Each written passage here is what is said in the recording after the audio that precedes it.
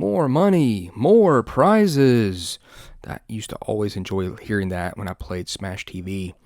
And so I already have a good mental scope of what Xcrawl Classics role-playing game is all about. This is by Brendan LaSalle. He's done a great job. I'm going to be showing you as much as I can about this game. It says, live stream extreme dungeon crawling with cash prizes. Death is instant, but fame is forever. Great piece of Doug Kovac's art right here. This is a big release for Goodman Games. I hope it does well for them. It's a little bit unorthodox in what it's doing. I actually was able to play in a game with Brendan at Gen Con. I think it was 2018. Had a really good time. I really enjoyed it. I saw what this game was all about.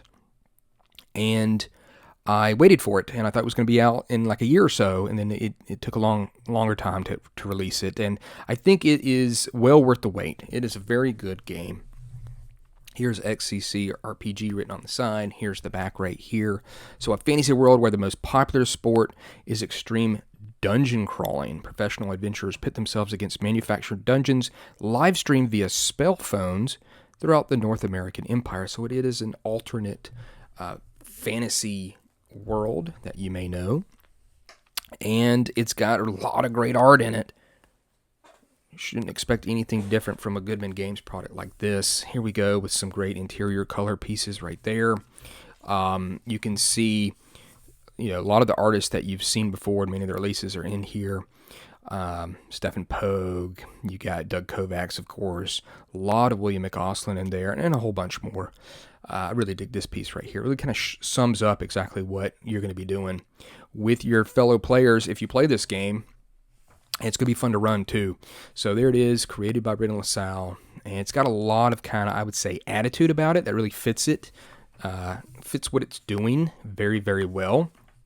And so the world is going to be called X World, and there's going to be several key elements. These are going to be pretty normal if you know a dystopian future. The games, televised death sport, of course, fame, celebrities play a special role in X World. The Empire, which is the North American Empire. Religion, the Olympic Pantheon. The hierarchy, the corruption, and there's the city-states. So core mechanics of, if you know DCC RPG, it uses that same rule system. And a lot of us already do. This is a pretty normal D20 system, but with a little bit of some cool stuff going on with it that makes it much, much special. And so telling you a little bit about the history of it from 3.0, 3.5, and Pathfinder, the differences there. If you're familiar with AD&D, some changes there. And then no matter what edition you've played, how it's different. And a lot of this stuff here is going to be exactly like DCC. Maybe just a little bit of tweaks, but nothing really to point out that's going to be too crazy. So then we're going to break into characters. We're going to have our character funnel that we all know. Funky dice, dice chain, ability scores. All this stuff is very familiar to a lot of us that have played DCC RPG. And man, I'm going to show you some of the stuff they do a little bit different. You've got your birth augur here. One randomly determined equipment package. So when you're playing 0 level, you're going to have that, and that's going to help you. It's going to be a whole bunch of different gear. And because you're not just a peasant, you're not just a farmer picking peas and grabbing up your shovel or whatever. You're going into these dungeon crawls with a certain amount of gear. So I like here it talks about occupation. And this is where it shows me, after all these years after DCC has been released and you've had Mutant Crawl Classics, this is just, I find it to be a refinement of Dungeon Crawl Classics, and the way that questions or maybe some things have popped up in the past on forums and what people have done with DCC, it's written in here now. It's part of the game a little bit more. It's a little bit more in depth in what it's trying to do. Now, it helps that it's all talking about a uniform type of setting, and that's where I think it really helps to get everything kind of gelled together in a nice package. I really dig that. So here's that occupation table. You see it's very large. You do get a piece of gear. It could be maybe a thermos or keys to a serviceable auto, maybe a headset. So there are some, these are normal type of gear. This is not, trying to reproduce some sort of dark ages of fantasy. And you get these adventurers packs, A, B, C, D. One thing would have been nice is if it's in the equipment section. It'd been nice if it was written somewhere around here too, just so you wouldn't have to flip back to that area. Just one little nitpick I found, and there's not many. There's not many at all with this. One thing that's really cool is actor playing your character in the movie they make of your adventure. A little bit of a mouthful, but what you're going to do is it's going to say choose the actor that's going to be playing your character if they were to make a movie about your adventure. I think that's really cool just to get a neat visualization. It says here like Billy Barty as a half-orc, Dorothy Dandridge as a messenger, Isaac Hayes as a brawler. I love Isaac Hayes in Truck Turner. Go watch that movie if you've never seen it. And it says, hey, if you need some help with it, you can just randomly, kind of pick one out, or choose a day, go on IMDb. You can do the current day or maybe your birthday and see what celebrities were born on that day. Roll a d20 and then use that character, use that actor to play your character. I think that's really neat. Just a cool visualization. You can wait too until you get like first level with this because your character might die in the 0 level funnel. And then a lot of this stuff is what we know. And then we're going to have the athlete. Now, it seems like these characters got a little bit more going on for them. I know, just a little bit more tweaks to them, which I really dig. Athletes are going to have a training die, pretty much stuff like jumping, swimming, climbing. They're going to get a progressively higher die as they level up, and they're going to add that to doing those things. It's going to help them be strong when trying to do climbing, swimming, swinging on ropes, gymnastics, lifting heavy objects. And they're also use that with grappling. Grappling is a big deal with them when they fight stuff. So they've got a rule section here for grappling. They're actually really good at grappling and fighting against giants. So their size is a little different. Their bonus is not as good against them. Then you have techniques of wrestling powers. This is cool, in which they can do, in essence, a mighty deed of arms. And they use their training die. They don't get any, it doesn't increase their damage, but it can have like other combat effects, like rendering a limb temporarily or permanently useless, knocking opponents into danger, doing a bunch of stuff. And they've got some techniques of wrestling prowess later on in the book. Then they've got more stuff, and that's one thing I just think is really cool, is they've got stuff like scramble. They can get out of the way. It's going to help them with like their armor class. They move faster. One thing that's cool here, they're tough. They can ignore bumps and bruises. Athletes ignore a number of points of subdual damage every round equal to their athlete class level. So that's pretty cool. And their athlete grapple critical threat, you've got that right there. They have a higher threat range. So whenever they grapple stuff, and then there's your crit die right there. And then each type of class is going to get a mojo. So an athlete earns a mojo point for any creature they take out with nothing but grapple damage. And that's where I think this is really strong. You've got a new type of kind of currency. Mojo is something you can actually give to someone else in your group to help them out. And so doing what you do helps generate those. And it just really solidifies what your character is all about. And I dig that. And of course, luck, you're going to have luck, and it's going to be different by each class. You've got your blaster here. That's going to be your magic user. They pretty much kind of weave and do these signs in the air to create magic. Spell weaving is what it's called. And it's going to have your rules here for spell casting. A lot of this is going to be exactly kind of the same as DCC. And there are a bunch of spells in this book. And I would tell you to just use the ones that's in this book. I would tell you just use this book when you're playing Xcrawl until maybe way down the road and you want to break out maybe something that you found in DCC. Use this book to its maximum. They have a blaster die. That's different. You can see it right here. It's part of their spell check. It represents the random fluctuation of magic, which is the hallmark of spell-weaving style spellcasting. So it's in essence kind of like a mighty deed die that you would roll. And you're just going to add that to your check. You can spell burn. You've got supernatural patrons. Of course, they give you some new ones. There's 5 of them there. You've got pattern focus. It says the physical discipline and force of personality required of a blaster to weave spell effects out of the air is nothing at all like the mental discipline and study required for traditional wizards. And so pretty much what it does is the blast patterns focus imposes the following restrictions, even though they find they have an arcane scroll that they would normally be able to use, since they're a little bit different. They can never summon permanent magical helpers or create permanent magical items.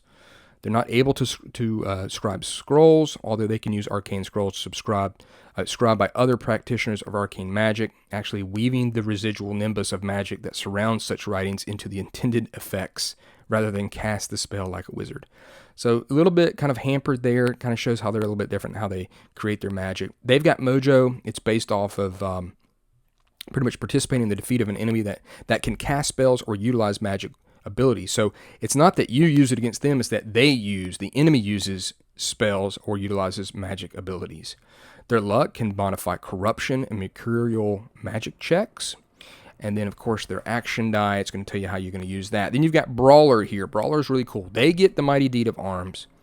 So you know that. They do not receive a fixed die bonus. They're going to use that deed die, much like a warrior. They're very good at unarmed fighting, where the athlete is all about grappling. They're all about unarmed fighting. They're tough as well. I like this. Any melee attacks that score damage against a brawler are reduced by a number of damage points equal to the brawler's base fortitude save. So that's pretty cool, making the characters tough.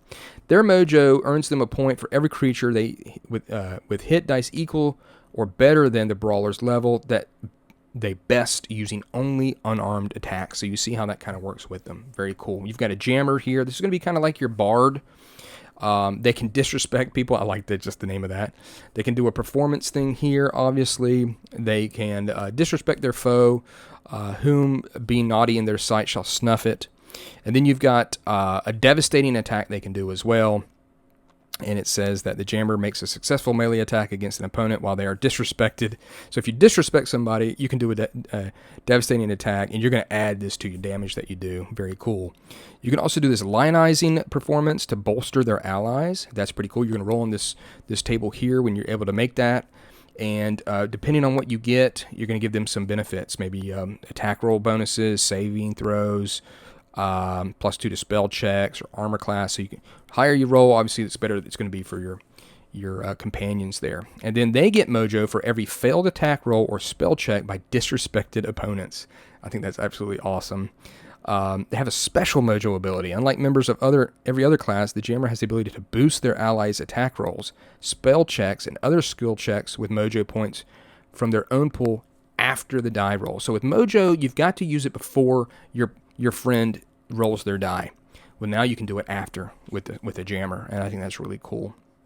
They seem like a really fun character class to play. Messenger is going to be kind of like your cleric. A lot of stuff you're going to know there. They got their deity. Holy Act is going to be, in essence, their spell casting. It's going to tell you exactly what unholy creatures are, and that's going to be obviously part of their Holy Act right there. They do have a thing where they, of course, can lay on hands, and it's going to have that same thing about like opposed alignment, non-teammate, how many dice that they're actually going to be able to acquire with those rolls. You can also do a blessing. You can bless yourself. You can bless one of your companions, your allies, and it's going to give you It's going to give them some sort of benefit. And I think that's really cool. So you got that going for you. You've got two-fisted healing, which is interesting, in which you get a free attack whenever you're doing your lay of hands. So they've all got to be kind of pretty much close to each other, but very cool. And then you got crits versus unholy. So you have a greater chance to critting against creatures that their religion considers unholy. So that's pretty cool. And it's going to help you, obviously. And then you've got Holy Blood. The blood of the messengers is holy. Lacking a holy symbol, a messenger can cut themselves for 1 point of damage, and the blood on their skin functions as a holy symbol for the encounter. I dig that. I think this is a strong, strong cleric, and I really wish that DCC cleric was a little bit more like this. I hate to say that, but yeah, it's something I really, really dig with this one. You've also got Scourge. They add their Scourge damage when successfully striking creatures their alignment designates as unholy, and that's why it's got this right here. So a very, very cool, little powered up cleric. Specialist is going to be your kind of catch-all thief, okay? You're going to get thief kind of abilities right there, but then you get specializations, and now you can be pretty much a specialist acrobat. They're going to get their own stuff that's different. A commando, they're going to get backstab. Criminal is going to have some more skills, maybe like disguise self or criminal connections or forging documents. They're expert at bribery. So you can see how now you're starting to branch out and get a whole bunch of other kind of almost like half classes. Scout, Crypt Raider, Dwarf Mechanic.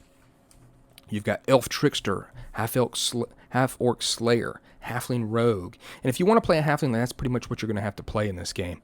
But there are some of them that have some of the Demi-human races that you can play as their race, as a class. So here's all the different specialist skills by level and specialty. And then you've got all these right here. Elf Trickster spells. They're going to get some spells, obviously, with it. So like right here you just got the straight-up Dwarf. And it's one that you know quite well. If you played DCC, Sword and Board, Mighty Deed of Arms, they're slow, they've got underground skills. And you've also got a gnome, so that's a little bit different. They're very much a personality of the group. They can draw aggro, so it's a little different here. They've got some gnome magic. They can draw aggro from somebody. They've got specialist skills. They're kind of the team mascot. And they earn a point for every victim of their draw aggro that successfully changes their target to the gnome. So they're going to be pulling aggro. You can see this piece of art right here. He's doing the old na-na-na to these guys. And that's going to vex them, of course. You got half-elf. So they've got a charisma die. They've got adventuring skills such as climb sheer surfaces, acrobatics, backstab. They've got some resistances, some vulnerabilities, of course. Sensitive to iron. They've got Mojo. They're all about fame. Fame's something you can acquire in the game, and they're all about getting that. You've got the half-orc right here, and they're going to have a mighty deed of arms, a wild attack. They're very robust and hardy and tough. And so they make saving throws against disease and poison effects with +1 die. They heal 2 hit points and 2 physical ability points per night of rest. That's a pretty big deal. They are mistrusted, though, so you got to watch out for that. And there are some things. There's something called grandstanding, which I'll be showing you here soon. Non-citizens, and they get their mojo for every solo kill they make. They must score all the damage against the opponent to earn mojo. That's pretty cool. It's going to have them kind of rushing in to try to take out something by themselves. Here's the small section on skills that if you know DCC, you know it's not very much bigger than this either. A little bit of knowledge can be made about Xcrawl, about, maybe the history of it, the people, the participants. And here's grandstanding. It's D20 plus modifier plus your character level. And you can do that in the middle of battle. And you pretty much are going to have, like, if it's an average crowd, DC is going to be 14. But if you're at a home crowd, maybe it's only DC 10. And so you pretty much can use it. And it says once during an ongoing combat, characters can grandstand as a free action on their turn. A successful check means they earn 1 point of fame. So you generate fame by trying to grandstand during combats. If you get like a crit, maybe you get two fame points for grandstanding.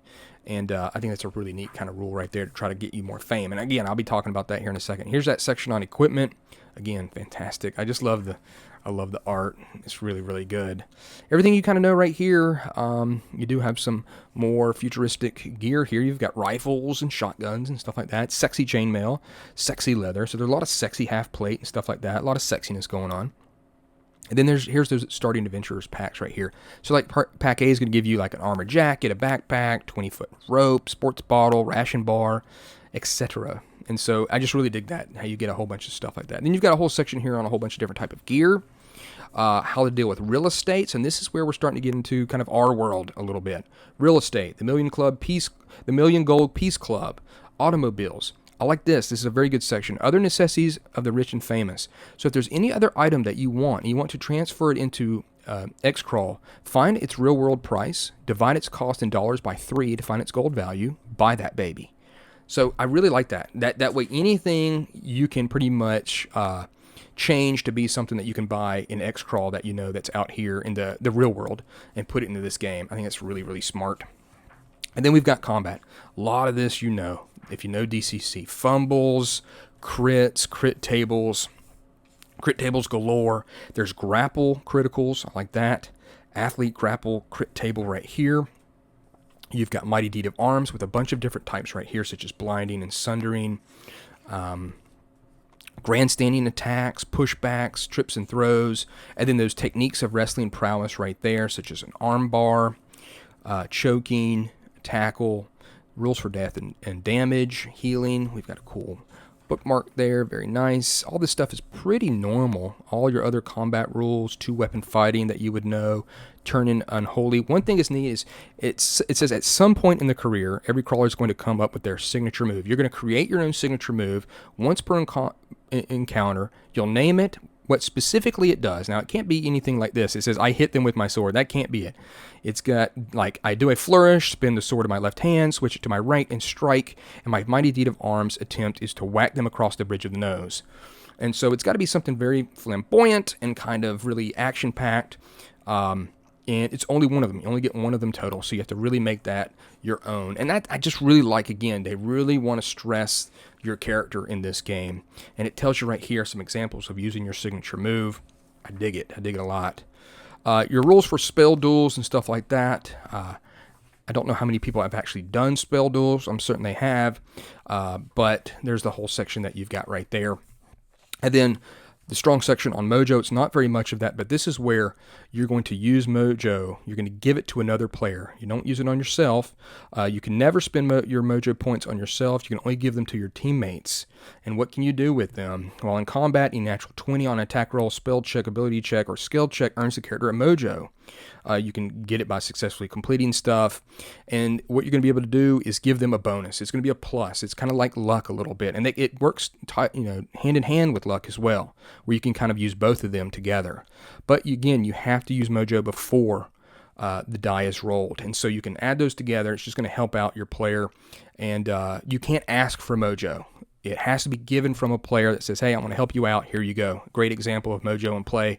So you need to definitely get up with that. This fame section's very nice and big, and this is really what you're fighting for right here. It's going to tell you how you get fame, how you use it. You've got Fame Burn. I love that name. I think that's fun with just the whole burn thing that they've done in these games. You can use it for like instant recognition. You use a point of you can burn fame, and someone instantly recognizes you out in public. Maybe you can instantly grab a cab in the town, like a taxi. You can receive a complimentary meal from a restaurant. You can receive a free upgrade to first class. You can see how these goes. They have different point costs. But I think they're neat because they are role-playing things. A lot of these stuff don't really affect your character. It affects how you're perceived through the fans out in the world. And I dig this a lot. You've also got this thing. It's your fame modifier. It gives them a bonus on the following skill checks. You can get a bonus on some certain things, such as grandstanding. Obviously, if your fame is very high, your grandstanding is going to be even better. You can use it for some personality-based skill checks, or information seekers gain your fame modifier to their checks to learn information about you. Again, trying to get you up and your name recognized. This piece of art right here by William McAustin is fantastic. A little bit more notes on Fame Burn, but it's going to show you this. I just love this. This reminds me of something I'd see in like Mad Magazine. Recognized in public, a sponsorship deal, police look the other way, positive media article, alone at a casino, free stay at a hotel. And I just always love these pieces of art that are like this. And I used to look around at them a bunch and see what I could see on them. And I think that's really neat. We've got a section on magic here. Now, this is going to be a big jump section, obviously. You know what to expect. It's got its own magic spells. And I would tell you, again, just use what's in this book when you're starting out. Don't just grab DCC and meld these things together. Let this thing be its own game. And have fun with it. This is a large section. Again, I'm jumping over huge. I knew I would. You probably knew I would. And I'm still trucking with it. I don't want to skip anything too big, though. But spells are so challenging to create, and they've done a great job with the ones that are in here. And they're obviously more focused on what Xcrawl is all about and what they do. So here we've got, so we can see this piece of art, we've got this Xcrawl, aka the games, telling you about the history of Xcrawl right here in its world. You've got Emperor Ronald right there. You can get that and understand what that's all about. Modern Xcrawl, the different divisions. You go up in divisions as you get better and better.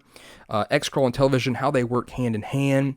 Television clips, the live audience, the DJ. Now, and it talks about referees as well. Now, one thing I think is really cool about this, and something I didn't think about. So in the game, you are creating the dungeon judge. The dungeon judge is the dungeon. The DJ designs the layout, chooses the challenges, and picks all the monsters.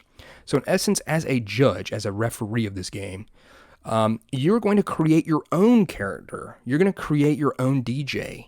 And that DJ can kind of be your way out whenever you want to throw a lot of bad stuff at your players. It's not me, it's the DJ that I've created. And they'll have their own kind of themes. They'll use certain types of traps or monsters. And so you're in essence, as someone running the game, I'll say a game master or a regular judge, you are creating a character in this game that is you, that you'll play as. But you're the DJ that creates the dungeons that the players will be going through. And I think it's genius, absolutely genius. So a lot of stuff right here. So one thing that's interesting, when you're in these dungeons and it's going on, the DJ's watching, he's controlling the dungeon. Every once in a while, you're going to have a break room that you'll be able to go and have food, bathroom, showers, a paramedic. So it's a little bit of a breather room. I think that's really neat. You have to, again, understand that what you're in. This is not just a strange temple or ruin or something like that. This is a constructed dungeon. And if you want to get out, you can go through one of the no-go doors, and you'll escape, but you'll be disqualified from that. And that's not going to help you very well, much at all, with your fame. There's certain win conditions for it. I like this, the Imperial rules of Xcrawl. Talking about spells, retainers, dungeon judges. It's just a really cool section for you to read to get into the feel of what this is all about. Really, really cool. And how you can switch out characters. You can have a character you can make in case your character dies, and this is going to be a substitution that'll come in. And you can see right here, this guy's got it, so you're in. That's what the coach says. And I dig it. I just dig some stuff like this. It's just a fun book. Look at this great piece of art here. It's going to tell you more about the world, from the Native Americans to magic, the emperor, and their like the commoners, the rank and file of American society. Just a lot of cool stuff to get you into the feel for this setting. And that's, again, it's something that's strong in this game. Since this all works together, I just feel like with this, you're getting a really complete package. There are some stuff, though, at the end I think I'll mention that I think I was looking for and I didn't find, though. So then you can do some whole stuff where you quest outside of Xcrawl, quests in the world of Xcrawl, and traveling in the NAE, that North American Empire. So you don't have to be just sitting here going into these dungeons that are created by DJs. You can go out and have other quests. And so it can give you a breather and kind of change the pace, and it's really, really neat. So then you got this Olympic Pantheon of the Gods of America right here. And they're going to break down each one of those. There's a lot of those. They've got a favorite weapon. They've got sacred days. A lot of cool stuff going on for that, with really cool art, of course.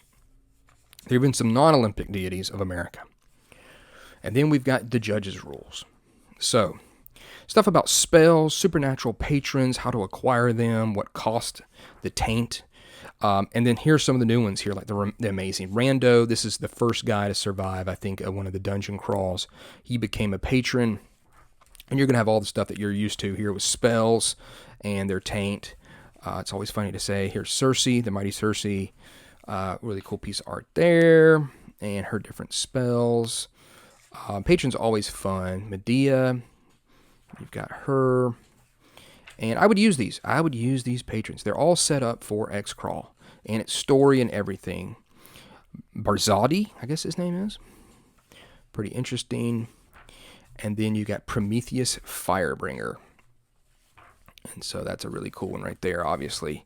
And using Divine Aid, experience points, luck. All these things are going to help you be a judge. Luck changes. What happens with that? Again, the art budget is just insane in this book. Getting paid. Here's some stuff for you. Magical items. One thing I like about this is that when you get a magic item, it's told to you. Either it's got a label on it, or the announcer says, hey, they just got this sword. You know, they've got this sword that looks like this and is a super strong sword. They're going to kind of describe it to you. So you'll always know what the magical items are. There's also common and Xcrawl class magic items. And so Xcrawl magic items and artifact items the difference is that they'll lose their potency and revert back to standard versions of themselves over time. And there's ways that you can make them permanent, or you can just expand them for 1 year. You can pay some gold to the guild artificer, and they'll take care of it for you. So some really neat stuff about magical items with this game. And then we've got specific magical items there, potions, true artifacts, gold and prizes that you may win, wealth and fame rewards. You can see some stuff right here that's pretty neat. I just like the way it looks. I really dig it. Random sponsorship rewards. They can give you some stuff, maybe wealth or fame, and maybe a contact. Yeah, really cool stuff right there to get you into the feel. You've got monsters. And again, it kind of tells you, use these monsters.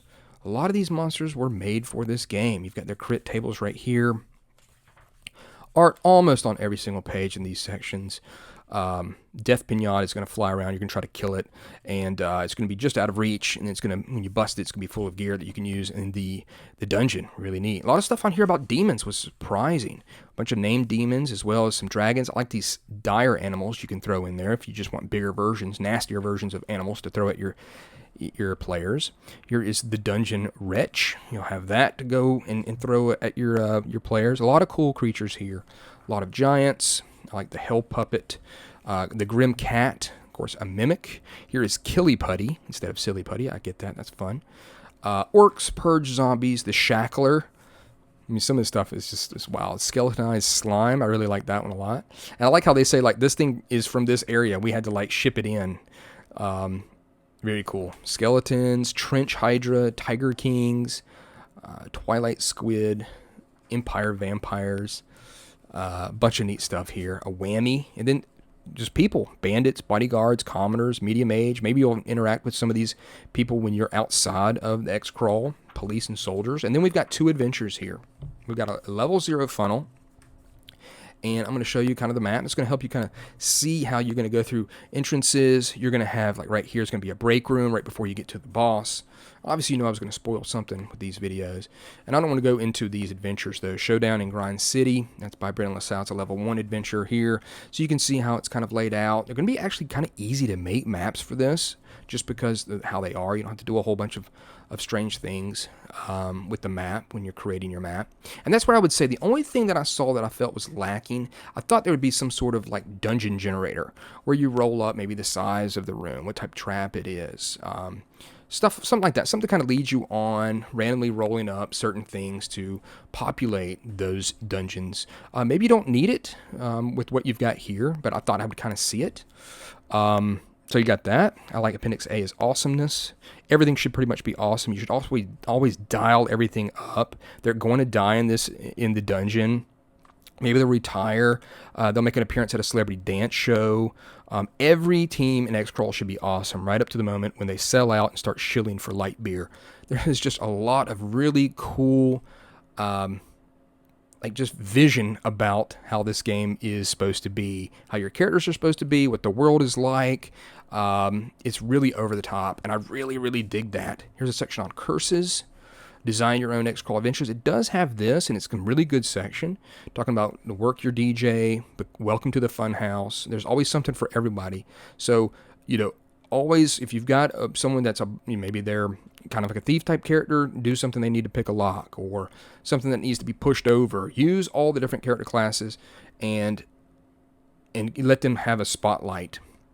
There's another thing too, ready to action, is the DJ has got to be able to change and switch the dungeon up whenever they need to. If they need to open up a door and more creatures come out, they're going to be kind of like the ebb and flow. They are the DJ, where they slow things down. They're working that record, they're slowing things down, or they're speeding it up. And that's what the DJ is all about, and how you're going to be able to have to switch and change. Xcrawl should be difficult. Think of all assets that a PC team has in Xcrawl that it doesn't have in Standard Dungeon. It's got a lot of that stuff. Break rooms, automatic knowledge of exactly what magical items they have, freedom to have from having to carry off awkward and practical treasure. They don't get that treasure until the end. Some of the stuff they will get it. No visiting the tavern beforehand, just in case the bartender has happened to have heard of a giant underground labyrinth with an incredible... You don't have to do all that work. It's just go. Right there. The no-go door, of course, the ultimate get out of the dungeon free card, but you just go in and you tackle these rooms. I think it's really cool. Play up the absurdities. It's an extremely absurd place. You'll find that when you read the book. Play those things up. Get involved in it. Try to make them come to life. Great thing here. 100 adventure ideas outside of the arena. If you want to get outside and start doing some stuff, you can roll some stuff up here and continue your characters off in kind of the real world. And I'm really glad that's in there. A lot of work was done with this book. And then you've got Appendix X, inspirational stuff. So movies and TV. It's funny, I didn't see the Running Man listed here, but this person is pushing in the VHS for the Running Man. But you've got stuff like Mad Max, Beyond Thunderdome, Gladiator. And I like how it says, like, really every Gladiator movie is an influence. So, like, it tells you a little bit why. Star Trek Episode 54, Bread and Circuses. Upright Citizens Brigade. I mean, I love that, by the way. Smash TV, of course. Gauntlet, Golden Axe. Maybe pop culture. AD&D, American Gladiators. Professional Wrestling, Forever, Present. I love that. Star Wars D20. There's actually, it says the final monster of the first ever Xcrawl dungeon was the D20 Rancor. There's music for you as well, too. So just a really cool thing to get you kind of in the headspace of what this game's about. We've got an index here at the end. And then some promotional stuff for some of their other games and stuff like that that's been released. And then some great art here at the end. Overall, I will say this. I think this is the best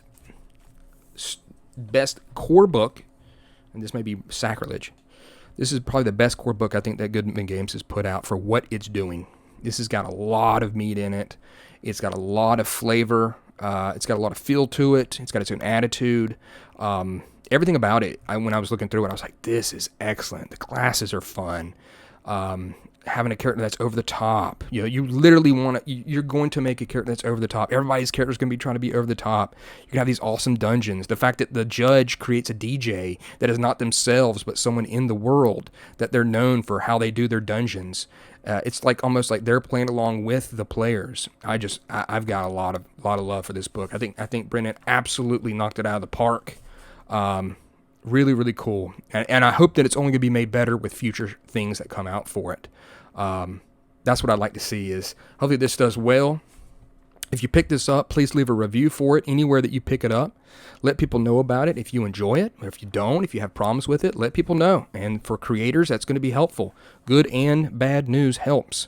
A lot of neat changes to it, a lot of cool little things to help you with this game, and it gets you into the action very quick. That's one thing I will say. I played this with him, and it was so cool to just immediately be in a room, immediately fighting stuff, trying to figure out traps and stuff like that was trying to kill us.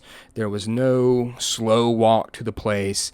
You can get a lot of really cool action in a shorter amount of time with Xcrawl, but it still has the room to expand outside the walls of the dungeon, and for you to have a really over-the-top character with Xcrawl Classics. So I think they knocked it out of the park with this one, and yeah, I really, really enjoy it. So thank you so much, as always, for watching this long video, but this is a really good one, and if you like DCC and MCC, you should pick this up.